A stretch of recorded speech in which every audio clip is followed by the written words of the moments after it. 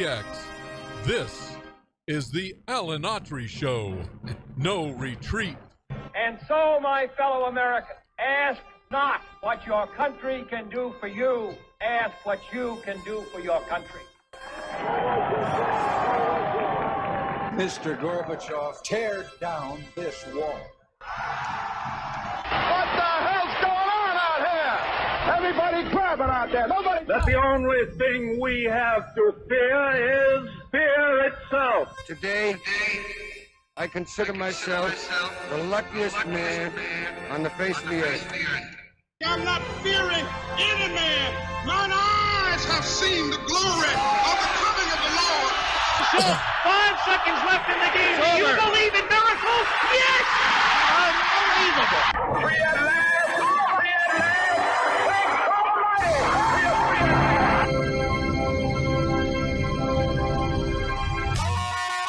You're listening to the Alan Autry Show on the best talk in town. Talk Radio 1550 KXEX. Call Alan now, 559-899-1550. And welcome to Alan Autry. I'm Alan Autry, otherwise known, fondly referred to as the old white straight male by Alan Navarro in the woke far left. Call me anything you want except late for dinner, folks. No, that'll get a little rise out of me.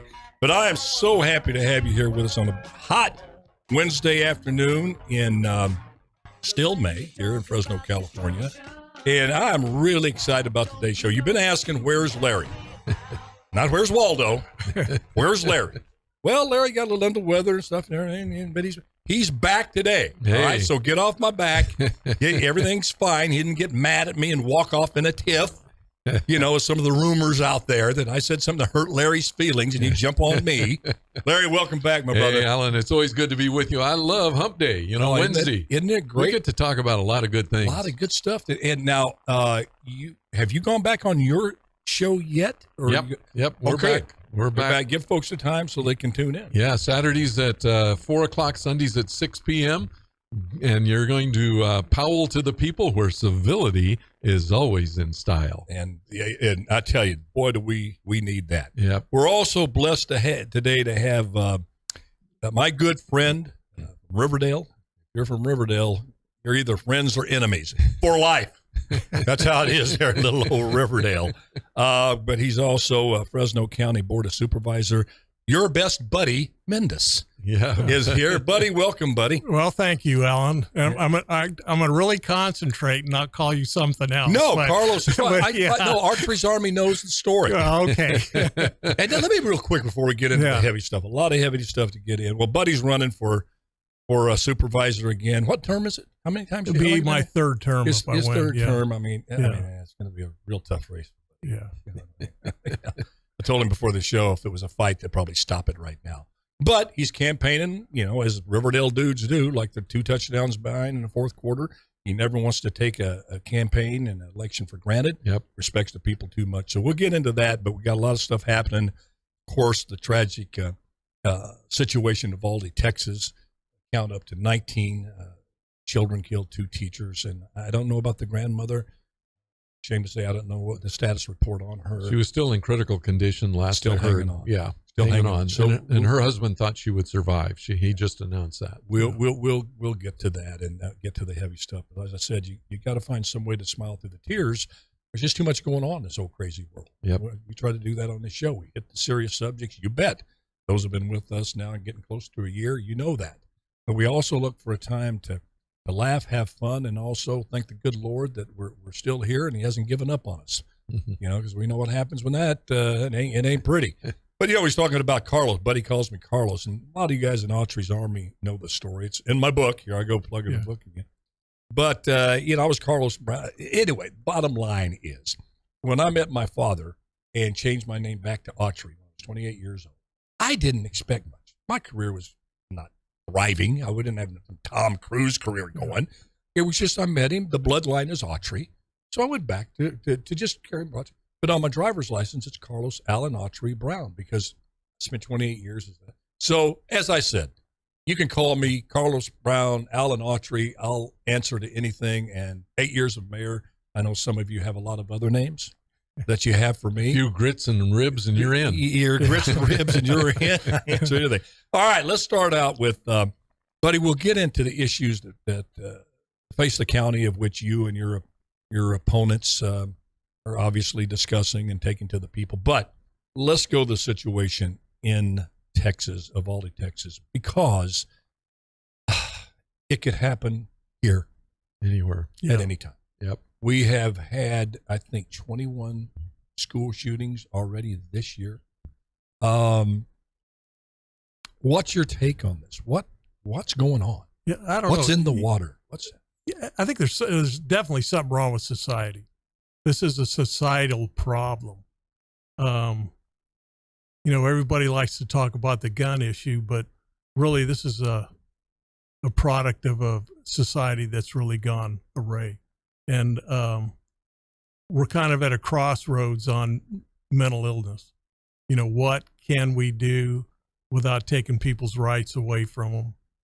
Those are really the tough issues. Those are if we're going to cure this, those are the things that we're going to have to get over and fix.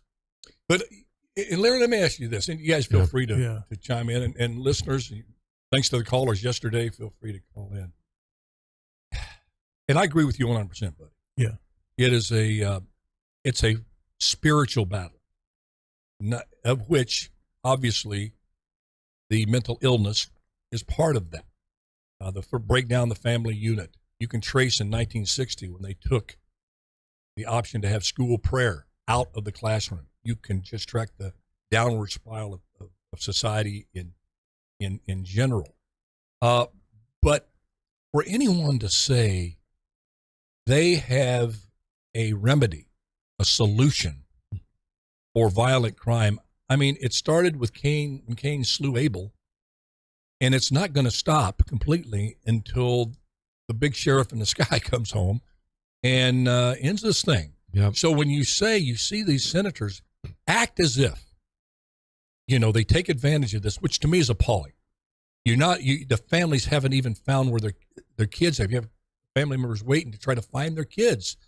And you have these senators, our own president, getting up there like starving dogs in a meat house to politicize this, and to say that if you just took guns from everyone, that would solve the problem. They don't use the words mitigate it, make it less likely to happen, Larry. Right. They sell this thing, buddy, as to the people, thinking how naive we are, that you pass these gun laws, prohibit guns, and this will never happen again. I think that's unconscionable. Number one murder capital in the world, Chicago. Highest list of reducing crime through, eliminating guns. They've got more gun laws than anybody around, and it doesn't work. And it's a matter of the heart. It really is, and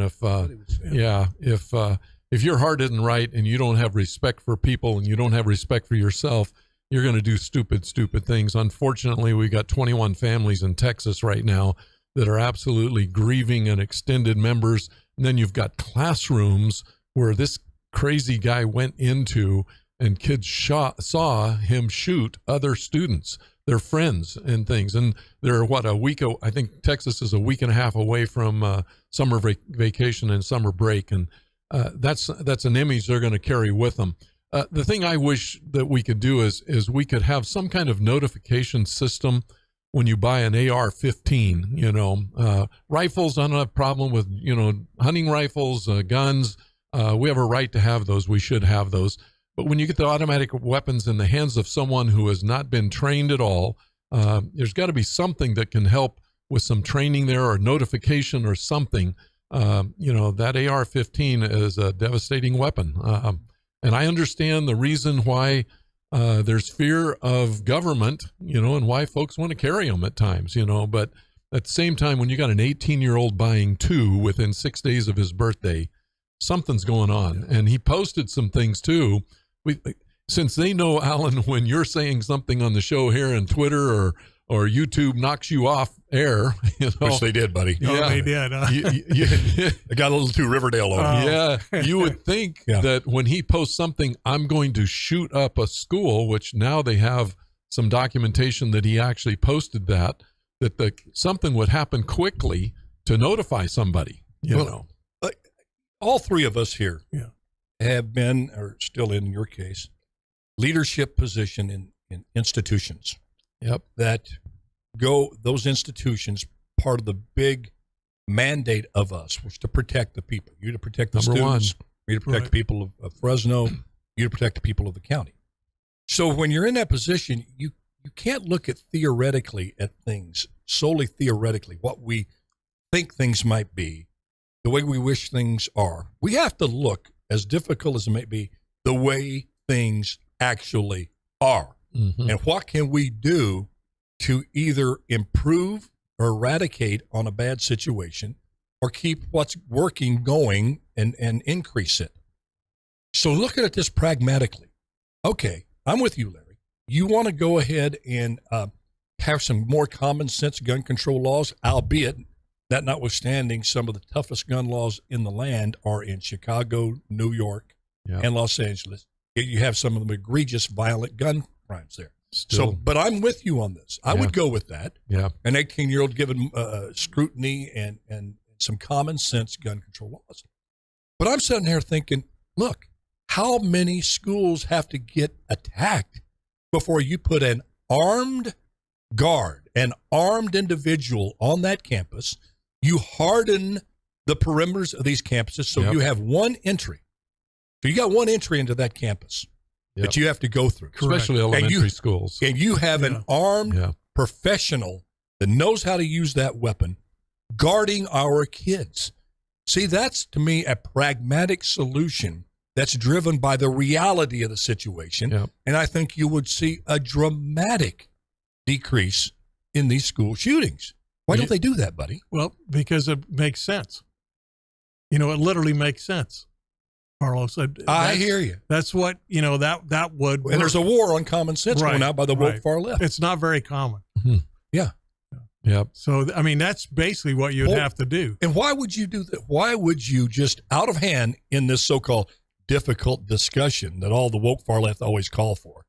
Bakari Sellers, Anderson Cooper, fixing CNN, MSNBC, even on Fox News. We need to have that difficult discussion about abortion, about school violence. All right, let's have it. No, what you refer by difficult discussion is I'm going to give you my opinion. Unless you agree with it, I'm going to get mad and walk away and call you a name. Yeah. That's what you call the difficult discussion. Yep. What's a real difficult discussion that you stay at the table and make logical responses to, for example, would be this. Why should not we consider training and arming teachers? Exactly, or at least with guns. Yeah, Go ahead. At least have the school administrators have concealed weapons permits and trained them. I mean, to me, that's something that would work. See, and then here's wouldn't you think so, Larry? Absolutely. Yeah. And you know why they don't want to have that discussion? If you were sitting down with the school officials and the left, and I'm putting it on the woke far left, you know why? Not picking on you. I'm a registered independent. Because you stand by this nonsense. If Buddy says that, you don't discuss it intelligently. He's just a far-right wacko gun nut. To bring that up, that's where you put him in automatically. I would love to hear the response to that. Okay, here it is. Why don't you have the administrator? Okay, those who oppose that, make the gun. I'm open. Convince me that we shouldn't do that. Yeah. Give me the compelling reasons. That difficult discussion never seems to happen, Larry. Why? Let's put it this way. You have 21 families who would vote yes right now. Oh, man, that. you just gave me goosebumps on that one. Absolutely. It's absolutely. You know, we always want to do something after the crime is committed instead of preventing the crime. And I think we have to get on the prevention side. The prevention side means those that are comfortable get trained, that are on campus. You've got to harden your exteriors more than you want to. Yes, we live in a free country, but it's a free country where a gun-toting guy can walk into a school. That's crazy, absolutely crazy. And these same people that would dismiss that, and what Buddy just said, are the same ones that are traumatized for life because some knuckleheads went into the Capitol. Yeah. There was only one person that was actually killed there. That was Ashley Babbitt. I'm not taking a side on this, so don't try to do that to me, folks. Now, I'm not talking about Autry's army out there. You know who I'm talking about. Oh, play gotcha with me. No, I'm not for what happened on January 6th. They should be, totally unacceptable, the ones that went in there to the Capitol. But look what happened. Look what happened. They put razor wire, called the National Guard, 20,000 National Guards. Right. Somehow to protect their own stinking skin. Right. That seemed appropriate. And I think but they your knew kids, it was going to happen. That was even the sadder part. Yep. So I don't know. That's no, why don't they do that for the kids? Exactly. Yep. And then, you know what they would say? Well, it would traumatize the kids to see the guy with the gun out there. You know, that's why, folks, we don't have the jail people out working the freeways. Remember the old chain gang? Yeah. Chain gangs here in California. It used to be great. The prisoners even liked it. Yeah. You know why? Because they got to get outside. Right. They got to get some sun, do some work, got some exercise. You can trace this back. Now, I'm up for being challenged on this. This is what I heard. I saw it in print, saw it on the internet, so it must be true. Yeah. But I heard here in Fresno, the reason they don't do it as much is that a family was driving by, and the child simply said, "Mom, who are those people? Why are they working there like that?" And the man has the gun. And she filed a complaint and said that it traumatized her child to see people out working. You know, instead of explaining, well, son, they broke the law. They broke the law. Yeah. They broke the law, and they're out there doing what they call doing time. But why is Uncle Fred out there? But they must not have a television set. Why did society let them get away with that? Yeah. Why didn't people like you say, listen, we'll get the kid a little, we'll address it. Alan, everybody who criticizes the gun, lobby, I'd like to know how many of them have private investigators, private security, public security. Every legislator has someone with a gun protecting them. I'm going to take a wild guess. Every single one of them. So, it's two-faced to be talking this way, and they don't want to protect our schools. Put an armed guard on every campus. And here's the deal with that, Larry. You know it well. You've done it. What happens? That guard becomes the ultimate community police person. Yep. They bond with the kids. Absolutely. You inspire kids to get in law enforcement. And you start have that person with the badge and with the gun becomes a person, and instead of just somebody that you can vilify. And hey, there's a lot of win-win-win. I think it's an issue, and I hope that WFL is not going to, the woke far left is not going to bring it up, but hopefully some of these Republicans out there can step forward and just say, if not now, when? Because as Kamala Harris, enough is enough, but they never say. Yeah. It's always about gun control, politicizing it, saying if you take protection. Away, and then the problem with the solutions is so common. I'm with you for the common sense guns. Yeah. With you. Here's what they do, and you know this so well, buddy, is they propose these laws that doesn't laser beam on situations like Texas, which would be very useful, and they cast a broad net. So in that law, the single mother that's living in a high crime area has to give up her gun she has under her bed to protect her family. That she has to be a criminal to hang on that gun. And right in the middle of a defund the police, so the police aren't answering the call when somebody's banging at their door trying to come in, some drug-crazed homicidal maniac, and you want to take away the lone line of defense from law-abiding people that have that gun. Yeah. That's the problem, folks. It's that Trojan horse stuff. And hopefully they'll serve the people and come up with some common sense after this incident, which I would support too. Yeah. I mean, I'm for that Second Amendment, but I don't believe you should be able to buy a tank and park it in your front, up under your driveway. There's 2 points. And have a bazooka, a howitzer that we're sending over to Ukraine. Yeah. I'm for that. That's not, but 2 points that I think are really critical in this. We should know who buys body armor who is a civilian. Exactly. This kid bought body armor. How did he get... you're not buying body armor to go after a deer. Yes. Okay. See, those are the kind of red flags I'd be all for. Absolutely. And I think most people would agree. And I think, and hold on, my further right brethren who I love dearly.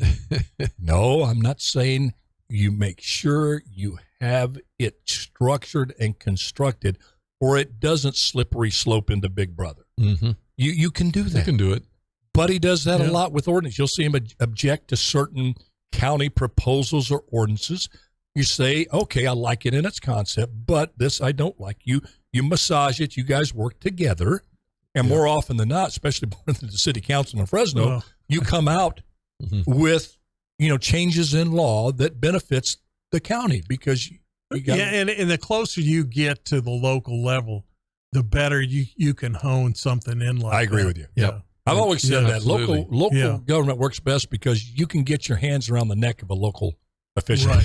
I'm not going to stop going to the grocery store. When I was mayor, I'd go to Save Mart, go to Vaughn's. Well, I got that's where stop. we met Mayor, at I got to Vaughn's. ask you about that. I'm like, okay. You know, you were stupid there about that lake you want. Yeah. And you know why I supported it? Because I want to see you jump in it and drown. Yeah. I actually had a guy tell me that. I said, well, you having a good day? He goes, you and I met at Vaughn's. That's where we met. That's right. Yeah, many, many moons ago. But Vaughn's a local supermarket chain. one other owned by Safeway. one the other corporate enemies. really Just kidding. important concept is this. A Border Patrol agent made a quick move to get there, and obviously it wasn't fast enough, but took care of the guy. And wow, What better argument for an kudos armed to him. guard? Absolutely. Yeah. What if you would have had him there right from the beginning? Hey, Jim, I see you're on the line. Hold on, Jim. We're just going to go to. Oh, did Jim hang up? Sorry, Jim. But if you're still listening, call back. We're going to take a quick break. I see you're calling in. You have a question for me. Love to take it. This is Alan Autry, No Retreat, with Larry Powell of the People fame, and Buddy Mendes, our great, great local supervisor. And we're going to talk more about Buddy's race coming up when we come right back.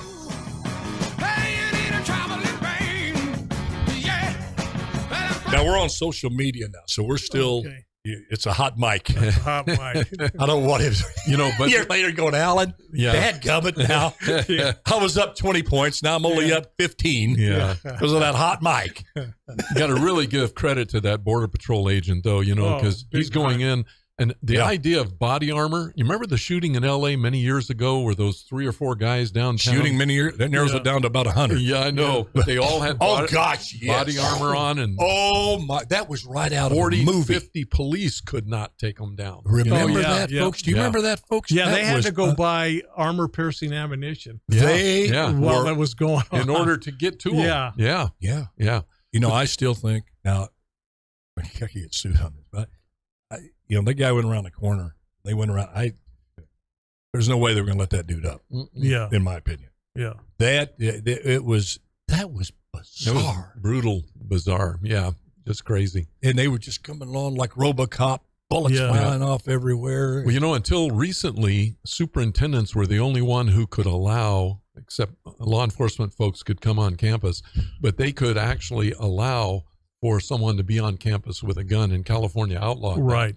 Which is really crazy because there are times and situations where you need to trust your superintendents to be able to make decisions to protect the people there. And then when you're tying their hands, like they did with these silly laws they come up with, and then when you release prisoners, for egregious crimes, and they're out on the street in a couple of days, it's just absolutely insane. Yeah. So you have people doing dumb stuff. And if you don't have and the sooner the better, because it's inevitable. Yep. The violence is not going to get better on its own. No. It doesn't do that. You've got to have the sentencing laws. These judges have to start. First of all, you got to, I believe, reintroduce minimum sentences. Yeah. You have. A lot of people don't like that, but that put a lot of fear in the criminal law. Oh, absolutely. Because it wasn't up to discretion or having a lawyer. You did this, and the use your gun, you're done. Yeah. Deal. Yep.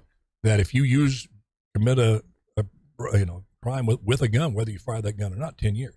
Yep. And if you fire the gun, whether you hit somebody or not, you fire it 20 years. Enhancements. Yeah. And if you shoot it and you hit somebody, and even if they don't die, life. Yep.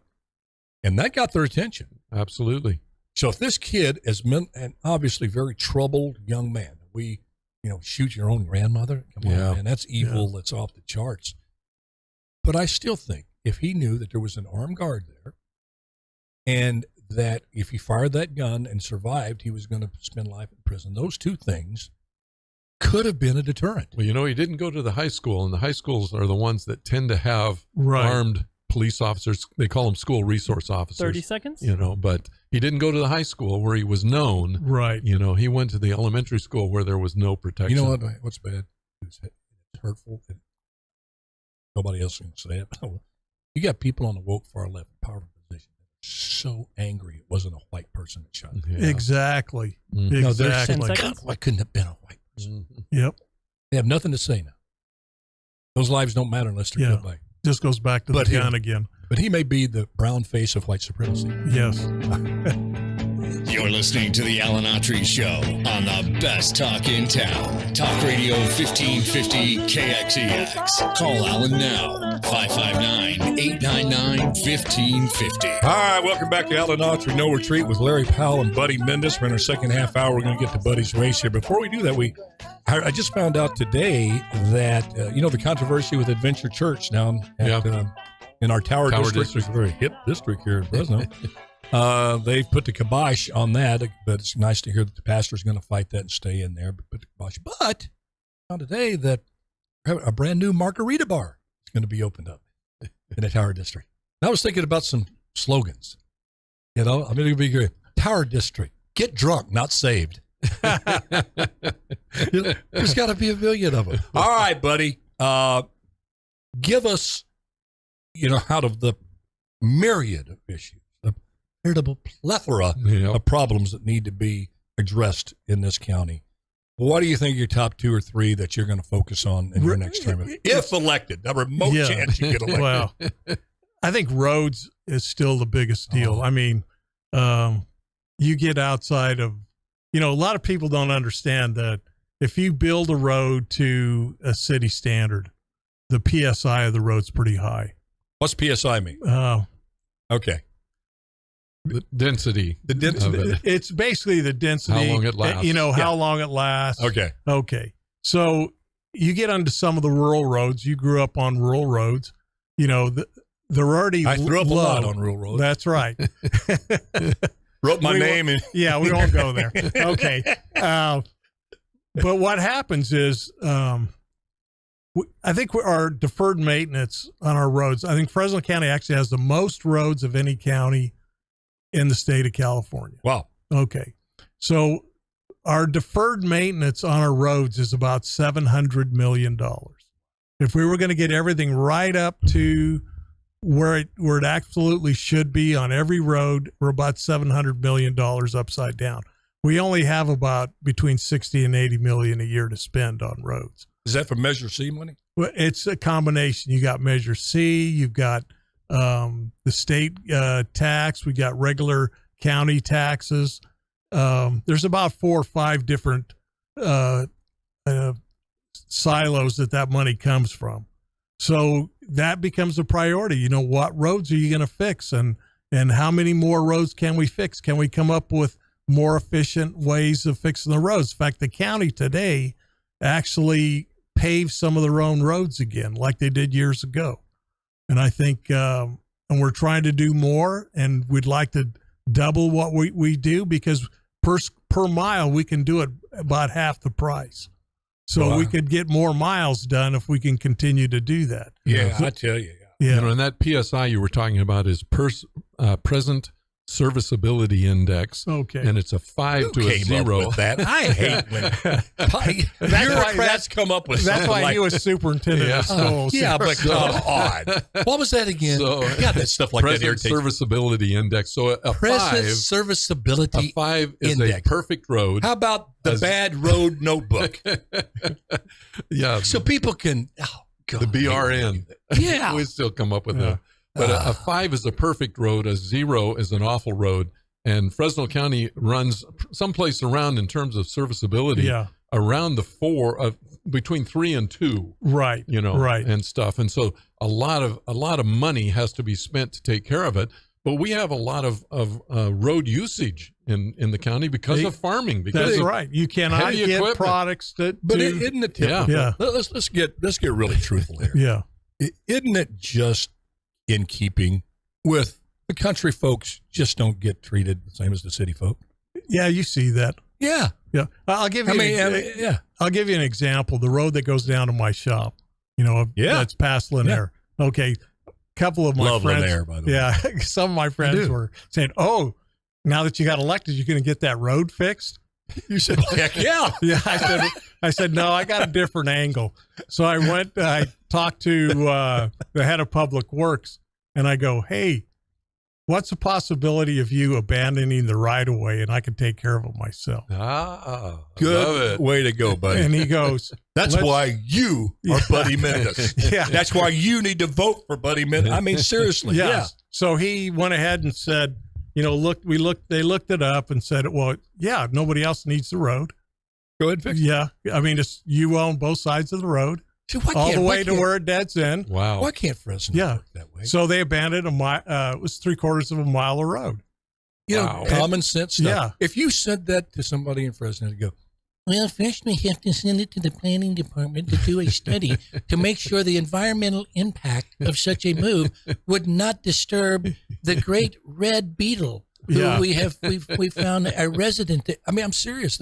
Buddy, that's a neat idea, though. Yeah. Really cool. Yeah. We actually got we actually got a grinder. It was one of the bigger paving companies. A friend of mine says, hey, they need to park this grinder, but you can use it if you want to grind part of the road. Yeah, sure. I love it. So again, if you were in Fresno, the grinder would have to be up to code. Right. And then we have enough equipment, graders and stuff that we kind of take care of it ourselves. Sure. Yeah. That's the rural way. Yeah. Rural common sense. Yeah. But I mean, you see, from COVID, you see from the baby formula crisis, the little small towns around this country are the ones that get hit the worst. Yeah. And you've never forgotten that, being a small town guy. Yeah. On there, and I see you fighting the battles all the time. Okay, I'm going to hit one now. Okay, water is. Look what I got written there. Hey, okay. Yeah. Water. Yep. I like to take my half-hour shower. Yeah. So do I. What we need to do, our problem is we have a state that has some major problems with thinking. They have it's virtually a retrocranial inversion, and they don't really look an RCI. Yeah, the PSI, but we know about an RCI. Right. So they're really not looking, and this is just simple math. All right, you take the delta, what's being pumped out and what's being let out to the ocean. Okay, say theoretically we just pumped 1,000 second feet more every 24 hours. Okay. In the whole scheme of things, is that a lot or it's 700,000 acre feet. So is that a lot? That's or a lot little? of water. Okay. That's a huge amount of water. That's a huge amount of water. It's bigger than Millerton. Right. But instead, what they do, okay, you got roughly, even when the water's down, which is now, there's like between 7 and 9,000 second feet every 24 hours hitting the delta. We're only pumping about 1,500, about less than 20%. But if we could pump in the 40 percentile all the time that there's water available, that's still enough to keep the tidal flows out, and that's still enough to do what needs to be done. Let me ask you this, and then Larry, you pop in whenever you want. Yeah. Because I'm an eternal optimist. Yeah. I always say this, I was about 100 No, times. you are. You actually are. I am. Coming out, I wanted to go to college. Nobody in my family. I just, and I know, and I've said this before, I've made a living in Hollywood for 35 years with this face, so I have to be an eternal optimist on things. But I see this situation, with the supply chain deal. And I always look at, as you do, Larry, we talked about this, is where is the silver lining? Where is the opportunity? Because in every crisis, there is an opportunity. Absolutely. Is this the opportunity, the moment where people can freaking wake up and say, don't put our food supply at risk by having other countries be our nation's farms, and stop instituting policy that continues to put out of business some of the most fertile farmland in the world, like they've done on the west side. Hundreds of thousands of acres of land, folks, fertile land, completely gone fallow under the premise there's not enough water. Now, could this be the event that says to people, look, we've got to reinvest in farming. We got to stop trying to kill farming, and we got to reinvest in it. And by the way, we can't make the mistake that we made with Temperance Flat. Guy came up to me in the gym right before this show. And Temperance Flat, folks, is a controversial, shouldn't be controversial, but it has been, about building a dam here close to Fresno, which would solve a lot of the water issues here. No negative environmental impact at all. Pure DEO politics has stopped it. That when this first came up, if they had started, buddy, it'd be done by now. That's right. You know, that's a tragedy. Dam is a 3-letter word. It's not a 4-letter word. Yes. But to some of these environmental left people, that's a 4-letter word. You can't say damn word. That's a bad word. Don't say that. I was reading about that. You know what they call that? Cognitive dissonance. Yes. That you hold a truth in your head. Okay. And this is good information for all of us, because we all can do this, have this happen to us. We have a truth in our head. And even it is so strong, this truth, it's so dominant in our brain and in our soul, that even when presented with irrefutable evidence that goes against that truth, you dismiss it. You can't get rid of that truth, because you can't hold two opposing truths at the same time. So you have to dismiss it and not even weigh and value that information. And it seems like these anti-farming, anti-water for the San Joaquin Valley folks have a almost a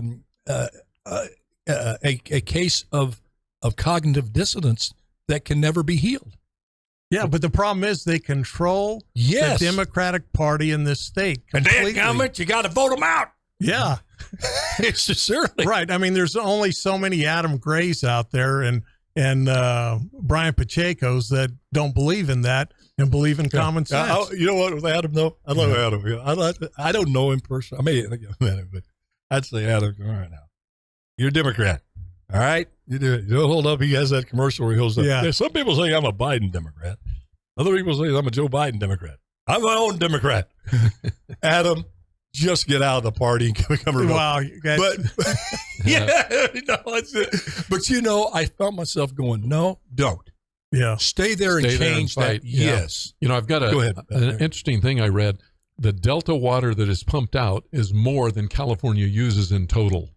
That makes me is mad. allowed to go out. Yeah, that is allowed to go out that we lose is more than we use in a year. Right. You know, and so when you think about that, we're shooting ourselves in the foot and then claiming this crisis that is in some ways, even though we've had a drought, it's still manufactured because we could have saved enough water for a full year. Right. By banking it someplace, So it just shows how silly we get. I gotta really watch at my age what I get worked up over. I'm going to talk.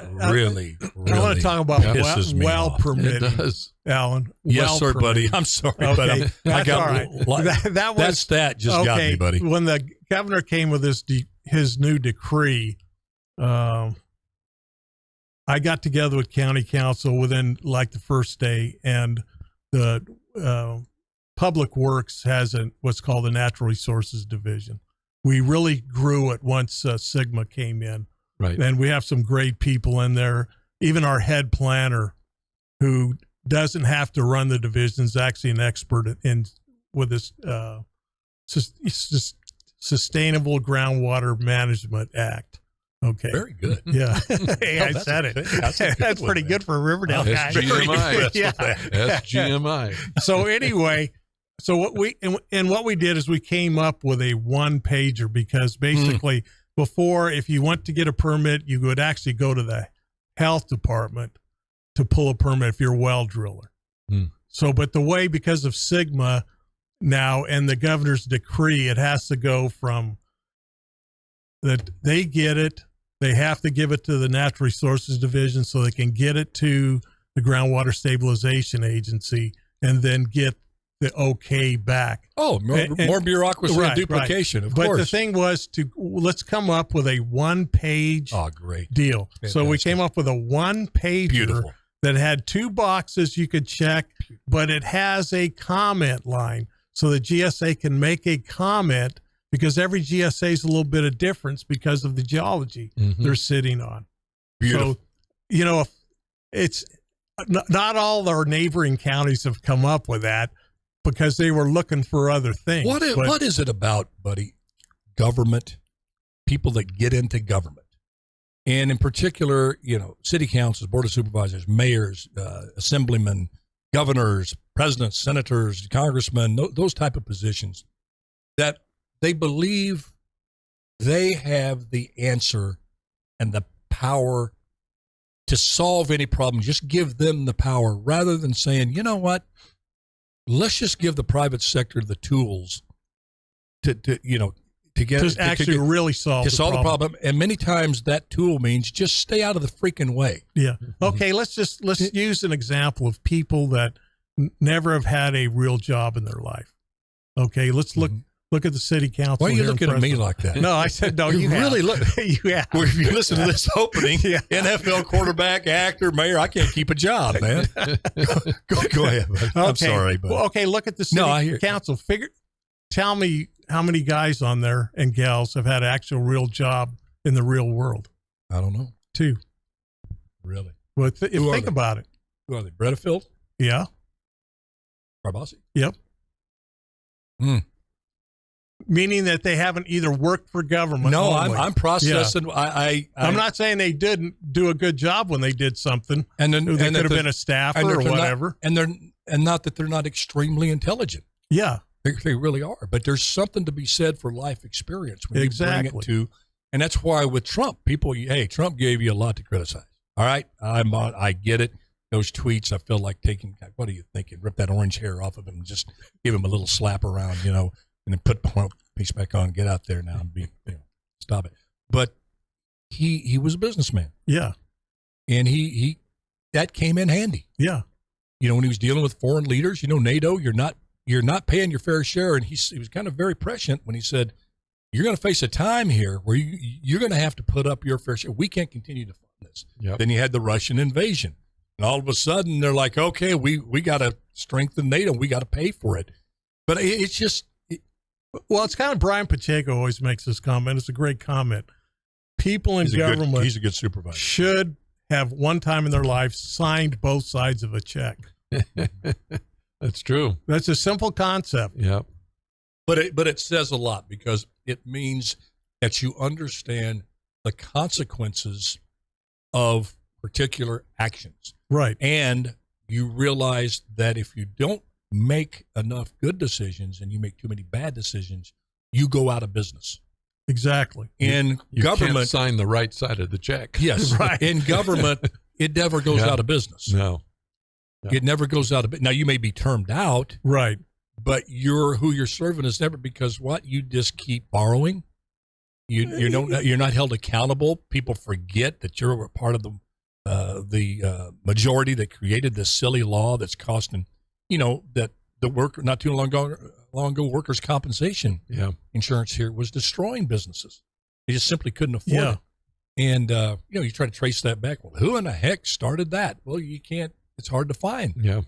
And that accountability is not there. But in a business, it does. You either make the right decisions or you go belly up. And it's our founding fathers kind of, Larry, it's who Cincinnatus was. He was an ancient Roman. Yes. Okay, but Cincinnatus, the founding fathers knew who Cincinnatus was.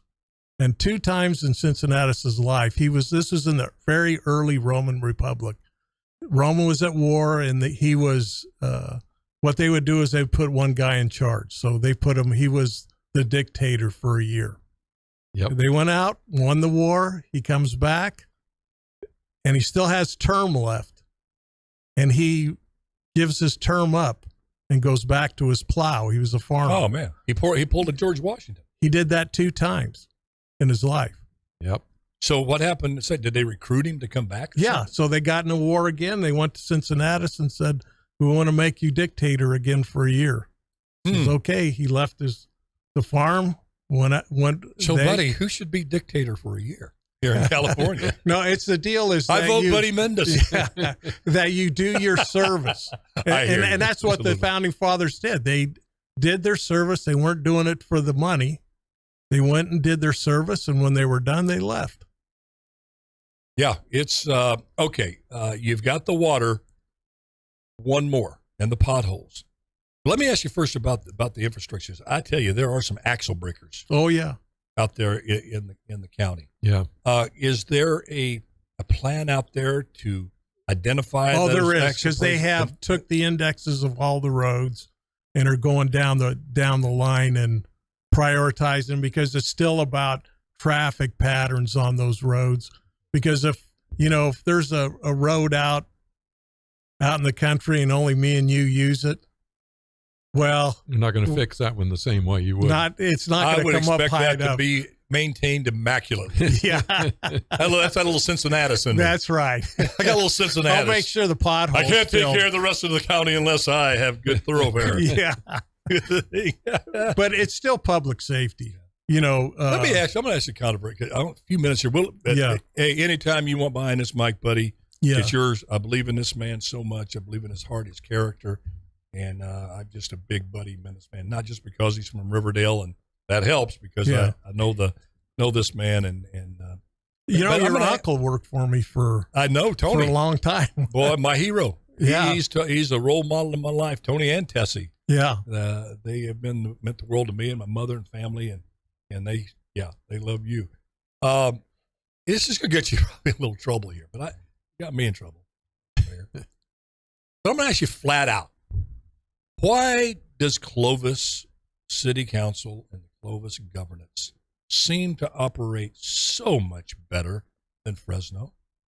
I think what it is You're gonna get in trouble now. I know, but I got to ask you. They can, even if they don't always agree on stuff, but they don't get make it a stuff big done. public deal. Ask any developer. Yeah. They'd rather deal with Clovis Right. any day. What you just called the one pager. Right. Why can't that happen? Now, I guess that's a question you'll ask me as mayor. When I was there, I tried to make sure that, and you Smooth it out. you make it, and you try to work with people in relationships, and we made some headway, I think, and I'm going to say it. I wish some of the stuff that I had instituted with my team, I give all credit to the team, would have been maintained, but it didn't. They suspended things that were created to work like Clovis. Because when I got to office, they wanted to go down and look at Long Beach. We got to go to Long Beach. I go, what? Oh, they're doing some great things there. Well, what are we going to do? We're going to see how they do things. I said, what are you talking about? Oh, they get things done real quick. They get things through the process real quick. And so, well, how many want to go? Oh, we're going to take you. We're going to take the planning department. Blah, blah, blah, blah, blah. How much is that going to cost? So many thousands of dollars. I go, well, why don't we just go over to Clovis? The room just went quiet. Yeah. Yeah. I go, you don't need to go. And I said, by the way, Visalia is doing a great job of revitalizing their downtown as well. Yeah. Why don't we just go pick their brain first and then see if we need to spend all that money to go to Long Beach? Right.